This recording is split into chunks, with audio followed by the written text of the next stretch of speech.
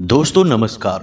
मेष राशि वाले मेरे मित्रों, आप सभी का आज के ज्योतिष के इस बेहद ही खास और आपकी जिंदगी को कई बड़ी और भयानक परेशानियों से बचाने वाले विशेष कार्यक्रम में बहुत बहुत स्वागत है।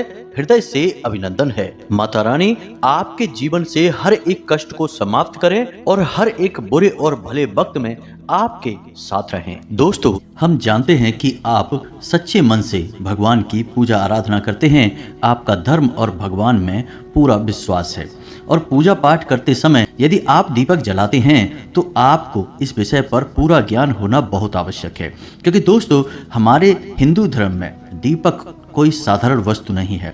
दीपक भगवान के द्वारा दिए गए संकेतों के बारे में बताता है। यह आपकी पूजा के स्तर को बताता है। आपकी मनोकामना यानी जिस मनोकामना के साथ आप पूजा कर रहे हैं वह पूरी होगी या नहीं होगी, होगी तो कब होगी। और कहीं ऐसा तो नहीं कि आप यह समझकर पूजा कर रहे हैं कि आप भगवान को प्रसन्न करने के लिए पूजा कर रहे हैं, लेकिन हो इसका उल्टा रहा है।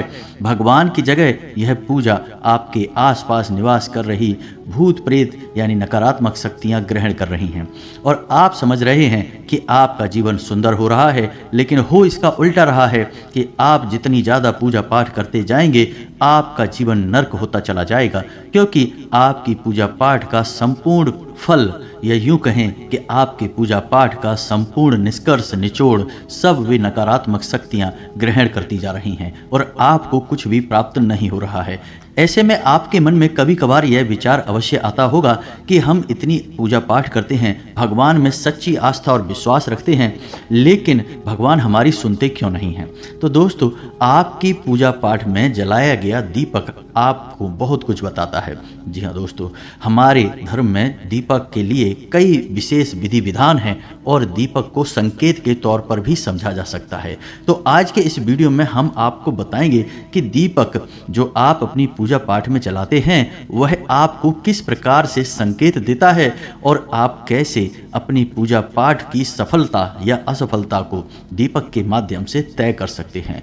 तो वीडियो बहुत ही खास है दोस्तों और आपके जीवन में ज्ञान के एक नए आयाम को जोड़ेगा। दोस्तों, आपको बहुत कुछ सिखाएगा आज का यह वीडियो।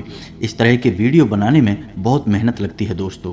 हम हमारी टीम के साथ दिन रात प्रयास करते हैं और आपको सर्वोत्तम से सर्वोत्तम ज्ञान प्रदान करने की कोशिश करते हैं। कोशिश बस एक ही है कि आपके जीवन में कुछ बदलाव आए, सकारात्मक बदलाव आए, क्योंकि हम जानते हैं कि आपकी राशि के जातक अपने जीवन में कुछ करना चाहते हैं, अपना नाम बनाना चाहते हैं, जिसके लिए बहुत मेहनत करते हैं, लेकिन दुर्भाग्य इस बात का है कि आपके जीवन में संघर्ष बहुत अधिक होता है। आपको सफलता इतनी आसानी से प्राप्त नहीं होती है। जी हाँ दोस्तों, इसी के साथ साथ हम आपको आने वाले समय में यानी कि 3 से 4 दिनों में होने वाली कुछ विशेष घटनाओं के बारे में भी बताएंगे, जिनसे आपको बड़े लाभ प्राप्त होंगे यदि आप सतर्क रहें और समझकर अपने आने वाले कदम को तय करके चलेंगे तो आपको बड़े बड़े लाभ भी प्राप्त हो सकते हैं। तो बदले में दोस्तों बस हम यह चाहते हैं कि आप इस वीडियो को पूरा देखें, इस वीडियो को बीच में बिल्कुल भी ना छोड़ें, नहीं तो होगा यह कि आपको आधा अधूरा ज्ञान प्राप्त होगा और आपको कोई भी बात समझ में नहीं आएगी। जी हाँ दोस्तों, आपकी राशि के जातकों में एक छोटी सी कमी यह भी पाई जाती है कि आप बहुत जल्दी चीज़ों से ऊब जाते हैं। आप सब कुछ अपने जीवन में बहुत जल्दी जल्दी प्राप्त कर लेना चाहते हैं और जल्दी जल्दी प्राप्त करने के चक्कर में कई बार आप बड़ी परेशानियों में फंस चुके हैं। जी हाँ दोस्तों, आप अपने जीवन में पीछे झांक कर देखें तो आपको पता चलेगा कि कई बार आपके काम केवल इसी वजह से बिगड़ गए कि आपने उनमें जल्दबाजी दिखाई। यदि आप धैर्य से काम लेते तो आपके काम बन सकते थे। तो ऐसा आपको अब नहीं करना है। जब भी आपको ज्ञान प्राप्त करने का अवसर प्राप्त हो तो आप पूरे धैर्य के साथ उसे ग्रहण करें और फिर उसे अपने जीवन में लागू करें, उपयोग करें। आप देखेंगे कि आपका जीवन बदलता चला जाएगा। जी हाँ दोस्तों, आप बहुत ही बुद्धिमान इंसान हैं। आपके अंदर बौद्धिक बल बहुत अधिक है, लेकिन छोटी मोटी कमियों की वजह से आप अपनी संपूर्ण बुद्धि का इस्तेमाल करने से चूक जाते हैं, गलती कर जाते हैं, जिससे आप परेशानियों में फंसते रहते हैं। तो हमारा मानना केवल इतना है कि यदि आप धैर्य से काम लें, ठंडे दिमाग के साथ चीज़ों को समझें, अपने जीवन को समझें, तो आप बड़े से बड़े काम को बड़ी आसानी से करने का दम रखते हैं। जी हाँ दोस्तों, आप ऐसे इंसान हैं कि आप किसी की गुलामी करना पसंद नहीं करते हैं। आपके मन में एक ललक है, एक ख्याल है, एक विचार है कि आप कुछ अपना जरूर करेंगे, आज नहीं तो कल करेंगे, और इसके लिए आप लगातार प्रयास भी करते रहते हैं। लेकिन कभी कभी जिंदगी आपको मौका नहीं देती है, और देती भी है तो बहुत देर से देती है, तब तक आपके धैर्य का बांध टूट जाता है। जी हाँ दोस्तों, तो हमें आपसे बस इतना कहना है कि आप धैर्य का साथ कभी ना छोड़ें, क्योंकि जब भगवान आपको देने पर उतारू होंगे तो इतना देंगे कि आपका जीवन पूर्ण रूप से बदल जाएगा। रातों रात आपके जीवन में जगमगाहट आ जाएगी, फूलों जैसा सुंदर आपका जीवन महकने लगेगा। जी हाँ दोस्तों, तो इसी कामना के साथ, इसी सुंदर विचार के साथ आज के इस वीडियो को शुरू करते हैं। वीडियो में हम आपको आपके जीवन में होने वाली अगले 3 से 4 दिनों में विशेष घटनाओं के बारे में भी बताएंगे, लेकिन उन्हें हम अंत में बताएंगे, तो उन्हें जानना आपके लिए बहुत आवश्यक है। दोस्तों, आप जब अपने जीवन के बारे में कुछ अनुमान प्राप्त कर लेते हैं तो आपको एक दिशा प्राप्त होती है कि किस तरह से आगे बढ़ना है और कैसे अपने जीवन के फैसलों को लेना है। इससे आप बड़ी मुसीबतों में फंसने से बच जाते हैं। और ज्योतिष शास्त्र का तो काम ही यही है कि वह इंसानों की भविष्य का सटीक अनुमान लगाने की कोशिश करता है। अगर सटीक अनुमान ना लगा पाए तो आपको एक विचार तो दे ही देता है कि कुछ बुरा होगा, कुछ अच्छा होगा, तो उसी के हिसाब से आप अपने जीवन के निर्णय ले सकते हैं। बाद में आप बड़ी से बड़ी मुसीबतों से भी आसानी से बाहर निकल सकते हैं। तो चलिए आज के इस खास वीडियो को शुरू करते हैं, लेकिन इससे पहले आपसे एक निवेदन है कि कमेंट में पूरे भक्ति भाव के साथ, बिल्कुल एक छोटे बालक की भांति, क्योंकि माई के सामने तो सभी बालक ही हैं, एक बालक की भांति जय मां भद्रकाली कृपा करो अवश्य लिखना। एक बार नहीं 3 बार लिखना, क्योंकि जब माई की कृपा होगी तभी सबकी कृपा होगी। इसी के साथ साथ दोस्तों, आप अपना नाम और अपना स्थान भी लिखना बिल्कुल भी ना भूलें, ताकि हम शनिवार के होने वाले सर्व मनोकामना पूर्ति हवन में आपके नाम से आहुतियां करवा दें, जिससे माई के दरबार में आपकी विशिष्ट अर्जी भी लग जाएगी और माई की सीधी कृपा आपको प्राप्त होने लगेगी। आप देखेंगे कि अगले ही दिन से आपका जीवन बदलने लगेगा। इसी के साथ साथ दोस्तों, इस दास का आपसे एक छोटा सा निवेदन और है कि यदि आपको हमारा चैनल अच्छा लगता है और आप इस चैनल पर पहली बार आए हैं तो इसे सब्सक्राइब अवश्य कर लें, और इसके बगल में जो घंटी का निशान है उसे भी अवश्य दबा दें। यह बिल्कुल ही फ्री है, लेकिन इससे आप हमारा लाखों करोड़ों का मनोबल अवश्य ही बढ़ा देंगे, और हमें पूर्ण विश्वास है कि यदि आप ऐसा करेंगे तो माई आपके ऊपर विशिष्ट कृपा बरसाएंगी अवश्य। तो चलिए जल्दी से चैनल को सब्सक्राइब करिए, फिर आगे बढ़ते हैं। दोस्तों, मानकर चलिए कि आप लंबे समय से पूजा पाठ कर रहे हैं। जिस भगवान में आपकी आस्था है, आप उनकी सच्चे मन से पूजा पाठ कर रहे हैं। आप पूरे विधि विधान का भी ख्याल रखते हैं, और पूजा पाठ करते करते आपको काफ़ी समय बीत गया। मानकर चलते हैं कि 1 या 2 साल या 4 साल या 6 साल बीत गए, लेकिन आपके जीवन में बदलाव नहीं आए और आपका जीवन जैसे का तैसा बना रहा, तो आपके मन में पहला ख्याल यही आएगा कि शायद भगवान आपकी सुन नहीं रहे हैं, शायद आप दुर्भाग्यशाली इंसान हैं, या फिर यूं कहें कि आपके जीवन में दुख और कष्ट ही लिख दिए गए हैं। भगवान ने आपके साथ नाइंसाफ़ी की है। लेकिन दोस्तों, ऐसा सच में नहीं होता है। हकीकत इसकी एकदम उलट भी हो सकती है। दोस्तों, हमने आपको अपने पिछले कई वीडियो में यह बात बताई है कि हमारे जीवन में हमें क्या प्राप्त होगा। हमारे कर्मों से यह निर्धारित अवश्य होता है, लेकिन वह हम तक पहुंचेगा या नहीं पहुंचेगा, यह इस बात पर निर्भर करता है कि आपके आसपास ऊर्जा का क्षेत्र किस प्रकार का है। जी हाँ दोस्तों, यदि आपके आसपास ऊर्जा का क्षेत्र नकारात्मक है तो आपसे कोई अच्छी बात भी बोलेगा, आपको सही सलाह भी देगा तो वह आपको बुरी लगेगी। आपकी तरफ कोई अच्छी चीज भी आएगी तो वह आपके पास पहुंचते पहुंचते बुरी हो जाएगी। यानी कि कोई आपकी मदद करने की कोशिश भी करेगा तो आपके साथ उल्टा हो जाएगा। और ठीक इसका उल्टा भी होगा कि आप किसी की मदद करने की कोशिश करेंगे लेकिन उसके साथ गलत हो जाएगा और आपके ऊपर लांछन लग जाएगा। जी हाँ दोस्तों, आप अपने जीवन में जो भी फैसले लेंगे वे गलत फैसले साबित होंगे और अंत में लोग आपका मजाक उड़ाएंगे और आपकी बौद्धिक क्षमता पर ही प्रश्न चिन्ह लग जाएगा। तो यह बड़ी ही परेशानी का विषय है दोस्तों। तो ऐसे में आपका दायित्व क्या बनता है, आपको सबसे पहले क्या करना है? सबसे पहले आपको अपनी आसपास के ऊर्जा क्षेत्र को शुद्ध करना है, पवित्र करना है। जी हाँ दोस्तों, अब आसपास के ऊर्जा क्षेत्र से क्या मतलब है हमारा? तो दोस्तों आप समझिए कि ऊर्जा क्षेत्र क्या है। आपने तस्वीरों में भगवान को तो देखा ही होगा, और भगवान को तो देखा ही है, लेकिन पुराने जमाने के जो ऋषि मुनि संत होते थे, जो बहुत ऊंचे स्तर के अध्यात्म को हासिल कर लेते थे, स्वयं भगवान के दर्शन कर लिया करते थे, तो उनकी तस्वीर कभी आपने देखी होगी। तो क्या दिखाई देता है? उनके चेहरे के पीछे आपको एक पीले रंग का आवरण दिखाई देता है, चक्र जैसा दिखाई देता है, और यह आवरण चेहरे के पास गोल दिखाई देता है, जैसे पीछे सिर के कोई सूरज चमक रहा है।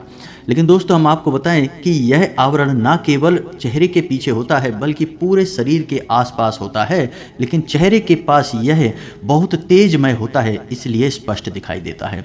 तो यह आवरण क्यों बनाया जाता है? क्या यह केवल तस्वीर की खूबसूरती बढ़ाने के लिए होता है? जी नहीं दोस्तों, यह आवरण हर एक इंसान के पास मौजूद होता है। जी हाँ दोस्तों, और यह आवरण जितना शुद्ध होगा उतना ही अधिक आपके जीवन में आध्यात्मिकता होगी, धार्मिकता होगी, आपके मन में प्रेम, सच्चाई, ईमानदारी का वास होगा।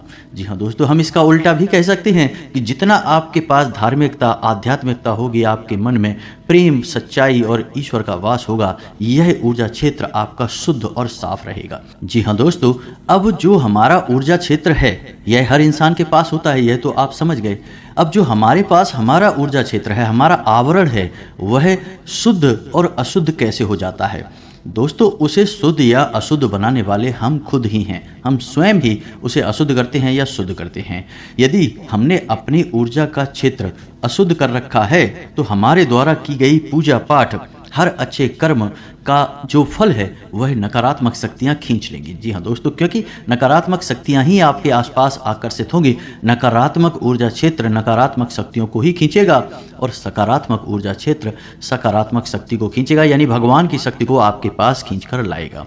जी हाँ दोस्तों, तो अब बात करते हैं पूजा पाठ की। तो आप पूजा पाठ कर रहे हैं सच्चे मन से, लेकिन आपका ऊर्जा क्षेत्र दूषित है, तो ऐसे में हो यह रहा है कि आपकी पूजा पाठ जहां तक पहुंचनी चाहिए वहां तक पहुंच नहीं रही है, उसके बजाय बीच में रुकावट है नकारात्मक शक्ति की। वह आपकी पूजा पाठ के संपूर्ण फल को खुद ही सोख लेती है, आप तक पहुंचने नहीं देती। ना तो पूजा भगवान तक पहुंच रही है और ना ही भगवान के द्वारा दी गई कृपा आप तक पहुंच रही है, बीच में एक रुकावट है। जी हाँ दोस्तों, इन्हें हम भूत प्रेत कह सकते हैं। जी हाँ दोस्तों, तो अब यहाँ तक आपको समझ में आ गया कि आपके द्वारा की गई पूजा पाठ आपको फल क्यों नहीं दे पा रही है, क्योंकि आपके आसपास नकारात्मक ऊर्जा मौजूद है, वह फल आप तक पहुंचने नहीं दे रही है। ठीक है दोस्तों, यहाँ तक आपको समझ आ गया। अब बात करते हैं दीपक की, कि दीपक आपको कैसे, क्योंकि इसमें समस्या यह है कि आपके आसपास ऊर्जा का क्षेत्र जो है वह नकारात्मक है या सकारात्मक है, यह आपको कैसे पता चलेगा? आपको पता लगाना बहुत आवश्यक है, अन्यथा होगा यह कि आपका जीवन गुजर जाएगा लेकिन आप सफलता का मुंह नहीं देख पाएंगे। जी हाँ दोस्तों, आप दुख और तकलीफों में ही जीवन गुजार देंगे। कई ऐसे लोग हमने देखे हैं जो जीवन भर मेहनत करते हैं लेकिन उन्हें कभी सफलता हासिल नहीं हो पाती है। बाद में वे कभी किस्मत और कभी भगवान को दोष देते नजर आते हैं। जी हाँ दोस्तों, तो अब आपको कैसे पता चलेगा? तो इसको पता लगाने का सबसे सरल तरीका हमारे द्वारा पूजा पाठ में जलाया गया दीपक है। वैसे तो कई तरीके हैं जिनसे यह पता लगाया जा सकता है कि आपका ऊर्जा क्षेत्र शुद्ध है, सकारात्मक है, या फिर अशुद्ध और नकारात्मक है। लेकिन आज हम दीपक के विषय में बात कर रहे हैं, तो दीपक के बारे में ही बताएंगे कि कैसे आपको पता चलेगा कि आपका ऊर्जा क्षेत्र नकारात्मक है, अशुद्ध है। जी हाँ दोस्तों, तो फिर आपको हम बताएंगे कि आप उसे यदि अशुद्ध है तो शुद्ध कैसे करेंगे। जी हाँ दोस्तों, तो ध्यान से सुनिए। आप जब दीपक जलाते हैं तो आपका जलाया गया दीपक आपकी पूजा समाप्त होने से पहले ही बुझ जाता है। जी हाँ दोस्तों, यदि आपके द्वारा जलाया गया दीपक आपकी पूजा समाप्त होने से पहले ही बुझ जाता है तो यह इस बात का प्रमाण है कि आपका ऊर्जा क्षेत्र दूषित है, नकारात्मक है। जी हाँ दोस्तों, आपका दीपक जल नहीं पा रहा है। दूसरा यह है कि आपके द्वारा जलाया गया दीपक पूजा होने तक तो जलता है, लेकिन जैसे ही आप पूजा स्थान को छोड़ते हैं, अपने दीपक को जलता हुआ छोड़ देते हैं, तो वह दीपक बुझ जाता है। जी हाँ दोस्तों, थोड़ी देर जलने के बाद वह बुझ जाता है। हालांकि उस दीपक में तेल या फिर घी अभी भी बाकी है, बाती भी उसकी सही है, लेकिन वह दीपक बुझ जाता है। यह भी प्रमाण है कि आपके आसपास नकारात्मक ऊर्जा है दोस्तों। जी हाँ दोस्तों, कई बार ऐसा देखा गया है कि दीपक शुद्ध गाय के घी से जलाया जा रहा है, फिर भी उसकी बाती से सुर्ख काला धुआं निकल रहा है। जी हाँ दोस्तों, कई लोग हमसे ऐसे प्रश्न पूछते हैं कि शुद्ध गाय के घी से दीपक जलाया जा रहा है तो उसमें से धुआं नहीं निकलना चाहिए, लेकिन दीपक से तो सुर्ख काला धुआं निकल रहा है, उसकी लौ से धुआं निकल रहा है। ऐसा क्यों हो रहा है? लोग चौंक जाते हैं। लेकिन दोस्तों, यह प्रमाण है कि नकारात्मक ऊर्जा आपके आसपास मौजूद है। यह आपको किसी भी प्रकार का पुण्य, किसी भी प्रकार का फल प्राप्त होने नहीं देगी। जी हाँ दोस्तों, तो अब आपको कुछ बातों का ख्याल और रखना होगा कि जब आप पूजा कर रहे हैं और आप दिया जला रहे हैं, तो दिया जलाते समय कहीं ऐसा तो नहीं करते आप कि आप किसी और से माचिस मांग कर लेते हो, या फिर आप किसी अन्य जलते हुए दिए में से अपने दिए को जला लेते हैं, या फिर आप पुराने जले हुए दिए में ही दोबारा से फिर से दिया जला देते हैं। ये सब काम यदि आप करते हैं तो यह भी बहुत गलत है। इससे आपके पूजा पाठ का फल आपको बिल्कुल भी प्राप्त नहीं होगा। जी हाँ दोस्तों, आप समझिए कि दीपक में जलती है अग्नि, और अग्नि क्या है? शुद्ध स्वरूप है ऊर्जा का। यानी कि अग्नि जब किसी शुद्ध स्थान पर जलती है तब वह पवित्र अग्नि कहलाती है। जी हाँ दोस्तों, इसीलिए तो जब हवन होता है तो उसके लिए विशेष पवित्र हवन कुंड का निर्माण किया जाता है। कहीं भी आग जलाकर आप हवन नहीं कर सकते दोस्तों, वह अग्नि पवित्र नहीं मानी जाती है। जी हाँ दोस्तों, आप समझिए कि अग्नि जब पवित्र होती है, शुद्ध होती है, तो वह जीवन को उत्पन्न कर सकती है, और यदि वह नकारात्मक और अपवित्र हो तो जीवन का विनाश भी कर सकती है। तो अग्नि का बहुत महत्व है। तो ऐसे में यदि आप दीपक जलाने में लापरवाही बरतते हैं तो वह आपकी ओर नकारात्मकता को आकर्षित करता है। जी हाँ दोस्तों, तो आपको क्या करना है कि आप अपने घर से अपनी माचिस, अपना दीपक मंदिर में लेकर जाएं। जी हाँ दोस्तों, यदि आप मंदिर में दीपक जला रहे हैं तो, यदि आप घर पे जला रहे हैं तब कोई दिक्कत नहीं है, माचिस आपकी खुद की ही होगी। फिर भी आपको घर पर जलाने के समय भी दीपक में कुछ विशेष ध्यान रखने होंगे कि आप पुराने जले हुए दीपक में ही फिर से दीपक नहीं जलाएंगे। मान के चलिए कि आपने कल पूजा की और दीपक जल चुका है और उसमें थोड़ी सी बाती और थोड़ा सा घी बाकी है, तो आपने दीपक की बाती हटाई और घी हटाया और नया दीपक फिर से जला दिया, तो यह गलत तरीका है। ऐसे में आपको उस दीपक को धोना होगा, साफ करना होगा, उसके बाद ही वह फिर से जलाने के योग्य बन पाएगा। साथ ही साथ अगर हो सके तो उस दीपक पर थोड़ा सा गंगा जल अवश्य छिड़कें, तो वह पूर्ण रूप से शुद्ध और पवित्र हो जाएगा। फिर आप उसमें नए दीपक को जलाइए।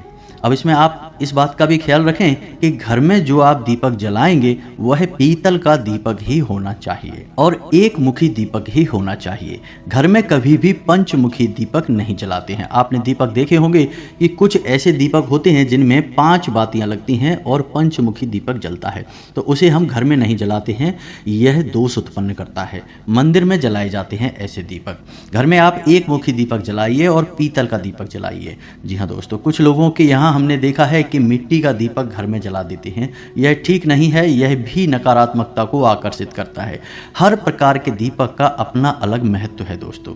हमने आपको अपने पिछले एक वीडियो में बताया था कि जब आप किसी विशेष मनोकामना को मन में लेकर किसी अनुष्ठान के अंतर्गत दीपक जलाते हैं तो वह आटे का दीपक होता है। जी हाँ दोस्तों, जैसे आपने 21 दिन 11 दिन का कोई अनुष्ठान करना है, मंदिर में जाके पूजा करनी है, तो उस समय जो आप दीपक जलाएंगे वह आटे का दीपक होगा। जी हाँ दोस्तों, जब आप किसी विशेष तीज त्योहार पर दीपक जलाते हैं तो वह मिट्टी का दीपक होगा। जैसे आप दीपावली पर जो दीपक जलाते हैं वह मिट्टी के दीपक होते हैं। लेकिन जब आप नियमित दीपक जलाते हैं, अपने घर में दीपक जलाते हैं, तो वह पीतल का दीपक होना चाहिए। जी हाँ दोस्तों, आप मंदिर में भी यदि दीपक जलाते हैं तो मिट्टी का दीपक जला सकते हैं, लेकिन आटे का दीपक हर समय आपको नहीं जलाना है। आटे का दीपक आप विशेष अनुष्ठान में ही जलाएंगे, किसी विशेष मनोकामना की पूर्ति के लिए की जाने वाली पूजा में ही जलाएंगे। मिट्टी का दीपक आप जला सकते हैं, मंदिर में आप पीतल का दीपक भी जला सकते हैं, लेकिन घर पे आप नियमित यदि जलाते हैं तो पीतल के दीपक का ही प्रयोग करें। अब ऐसे में समस्या यह खड़ी हो जाती है कि कुछ लोग तांबे का दीपक खरीद लाते हैं, क्योंकि बाजार में तो सब कुछ मिलता है, तो कुछ लोग तांबे का दीपक खरीद लाते हैं और जलाना शुरू कर देते हैं। दोस्तों, इसका बहुत ही नकारात्मक परिणाम प्राप्त होता है और जिस इंसान के घर में तांबे के दीपक में बाती जलाई जाती है उस इंसान के घर में धन लक्ष्मी किसी कीमत पर ठहर नहीं सकती है। आर्थिक समस्याएं बढ़ेंगी, धन का आगमन रुकेगा, कर्जा बढ़ेगा। जी हाँ दोस्तों, तो आपको केवल और केवल पीतल का दीपक जलाना है, तांबे का या किसी अन्य धातु का नहीं। जी हाँ दोस्तों, अब आप यदि अपनी पूजा स्थल पर दीपक जलाते हैं तो उसे सीधे जमीन पर ना रखें। दीपक पवित्रता का प्रतीक होता है, तो उसे किसी न किसी चीज के ऊपर, किसी वस्तु के ऊपर, और बेहतर होगा कि आप उसे जल के कलश के ऊपर थोड़ा सा अन्न कटोरी में लें और उसके ऊपर उसे रखें, तब वह दीपक बहुत दिव्य हो जाता है और बहुत शुभ फलदायी होता है।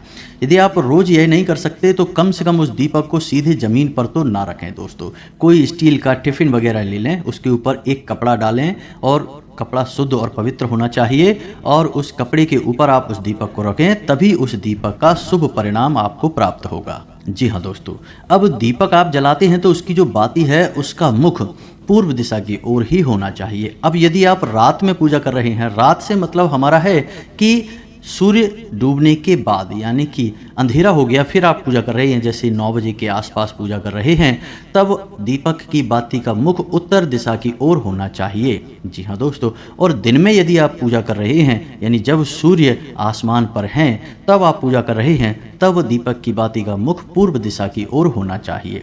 जी हाँ दोस्तों, भूल कर भी दीपक की बाती का मुख दक्षिण दिशा की ओर नहीं करना है, यह विशेष ध्यान रखना है आपको। जी हाँ दोस्तों, अब एक छोटी सी बात और जो कि गलत होती है लेकिन लोग अक्सर कर देते हैं कि मानकर चलते हैं कि आपके घर में 2-3 तरह के दीपक पड़े हैं, तो आपने पूजा करना शुरू किया और जो भी दीपक आपके हाथ में आ गया आपने उठाकर उसमें लौ जला दी, दीपक जला दिया। तो अब हो ये रहा है कि एक दिन आप इस दीपक में, दूसरे दिन आप उस दीपक में और तीसरे दिन आप किसी अन्य दीपक में अपनी ज्योति जला रहे हैं। अब इससे हो ये रहा है कि आपको शुद्धता और पवित्रता प्राप्त नहीं होगी, आपकी पूजा का फल आपको प्राप्त नहीं होगा। तो दीपक को जलाने का विधान यह कहता है कि आप जिस दीपक को चुने फिर लगातार उसी दीपक में आपको बाती जलानी है और जिस दीपक में आप बाती जलाते हैं उस दीपक में कोई अन्य व्यक्ति बाती नहीं जला सकता है। जी हाँ दोस्तों, वह पवित्र दीपक केवल और केवल आपकी तरफ से ही जलेगा और आपकी पूजा को ही प्रदर्शित करेगा। जी हाँ दोस्तों, तो आपको एक ही दीपक में बाती जलानी है और लंबे समय तक जलानी है। ये नहीं कि आप बाजार जब भी जाएं तो एक नया दीपक खरीद लाएं, कभी इसमें कभी उसमें, ये नहीं करना है दोस्तों। जल्दी जल्दी दीपक नहीं बदलना है। यदि आप लंबे समय तक दीपक जलाएंगे तो कम से कम 8 से 10 साल आपका एक दीपक जल जाएगा। जी हाँ दोस्तों, यदि वह इतनी अवधि में खराब भी हो जाता है, फूट भी जाता है या कुछ और उसमें नुकसान हो जाता है तो उस दीपक को आपको फेंकना नहीं है, वह जागृत हो चुका है। जी हाँ दोस्तों, आप यकीन मानिए कि उस दीपक में भरकर जल लेकर आप किसी बीमार व्यक्ति को यदि पिला देंगे तो वह बीमार व्यक्ति भी स्वस्थ होने लगेगा, क्योंकि वह दीपक जागृत हो चुका है।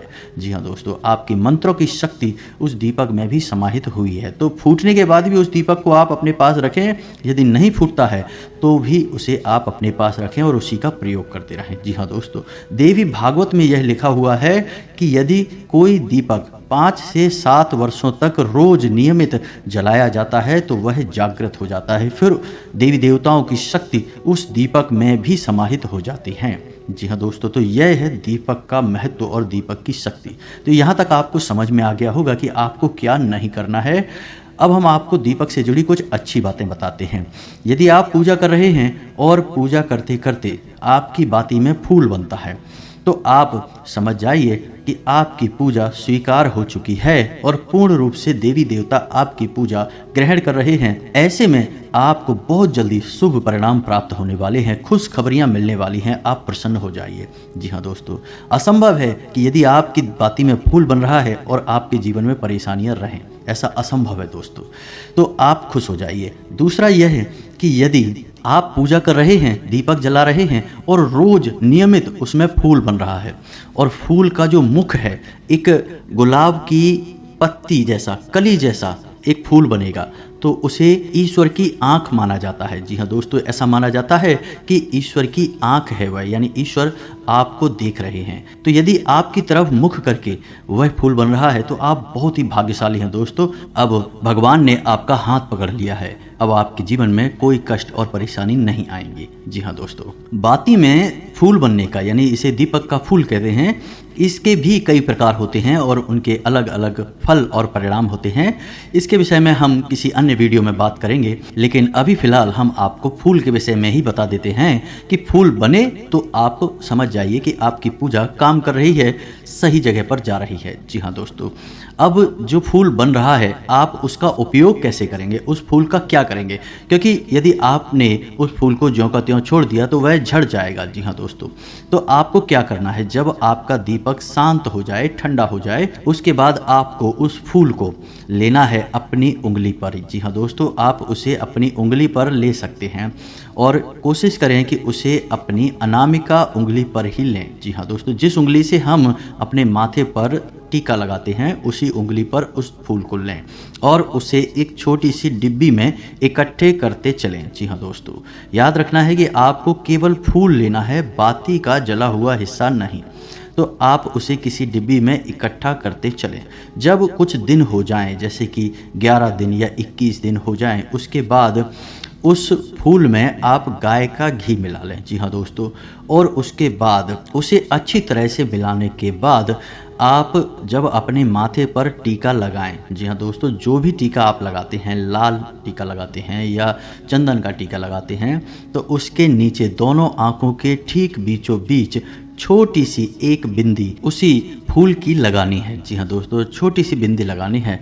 आप देखेंगे कि आपका आत्मविश्वास बहुत अधिक बढ़ जाएगा। आप जिस काम में भी हाथ डालेंगे आपको कामयाबी मिलेगी। जी हाँ दोस्तों, यह ईश्वर का प्रसाद है, ईश्वर की कृपा है। आपने देखा होगा कि बड़े बड़े संत हैं, बड़े बड़े साधु महात्मा हैं, उनके टीके के बीच छोटी सी एक बिंदी काली टीके की अवश्य होती है। जी हाँ दोस्तों, और ऐसा उन संतों के माथे पर अवश्य होता है जिनके अंदर गजब का आकर्षण होता है। जी हाँ दोस्तों, लोग उनसे बहुत प्रभावित होते हैं।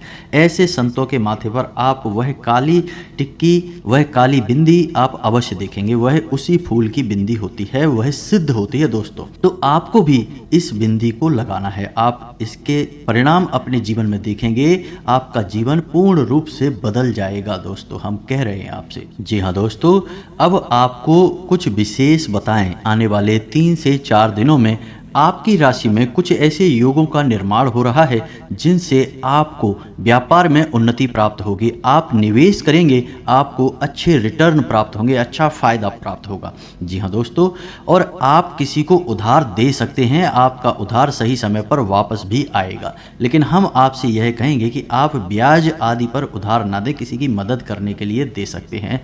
बिजनेस करने के लिए, पैसा कमाने के लिए आप किसी अन्य प्रकार के कार्य को कर सकते हैं। ब्याज पर पैसा देने वाला कार्य हमारे शास्त्रों में वर्जित है, तो आप इसे ना करें। किसी भूमि या भवन के खरीद के योग भी बन रहे हैं। जी हाँ दोस्तों, यदि आप उसे खरीदेंगे नहीं तो कम से कम आपके जीवन में इस प्रकार की परिस्थितियां बनने लगेंगी कि नज़दीकी भविष्य में आप किसी नए वाहन को खरीदेंगे या फिर किसी भूमि आदि का सौदा आपके जीवन में होगा जो आपके लिए हितकर होगा। जी हाँ दोस्तों, इसी के साथ साथ आपको स्वास्थ्य को लेकर थोड़ा सा सतर्क रहने की आवश्यकता रहेगी। पेट से जुड़े रोग आपको परेशान कर सकते हैं, संक्रमण हो सकता है, तो खाने पीने पर आपको ध्यान देने की आवश्यकता रहेगी। और इन सबसे महत्वपूर्ण बात कि आप अपने जीवन के किसी भी बड़े फैसले की तैयारी करेंगे, यानी कोई बड़ा फैसला लेने का मन बनाएंगे, कोई ऐसा कार्य करने का, कोई ऐसा बड़ा निर्णय लेने की कोशिश करेंगे जिससे आपके जीवन में बहुत बड़े बदलाव आएंगे। जी हाँ दोस्तों, कोई बड़े व्यापार की शुरुआत हो सकती है या फिर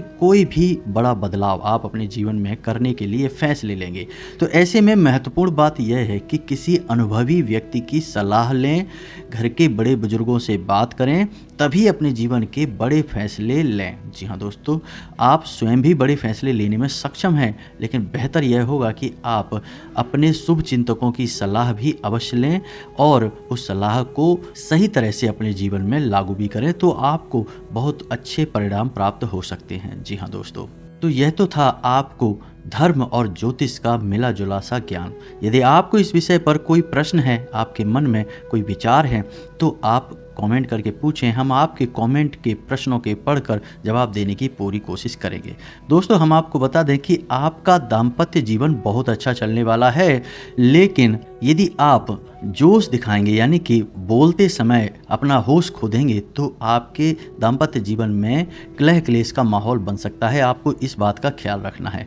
प्रेमियों को सतर्क रहने की आवश्यकता रहेगी। किसी तीसरे व्यक्ति की बात बिल्कुल ना माने। वह आपके प्रेम संबंध से जलता है, आप में फूट कराना चाहता है। आप अपने प्रेमी पर पूर्ण विश्वास रखें और अपने संबंधों में सच्चाई रखने की पूरी कोशिश करें। बस यही आपको सलाह रहेगी। इसी के साथ साथ आज के इस वीडियो को विराम देते हैं। मिलते हैं अगले ज्ञानवर्धक वीडियो में। तब तक के लिए धन्यवाद। जय माता की।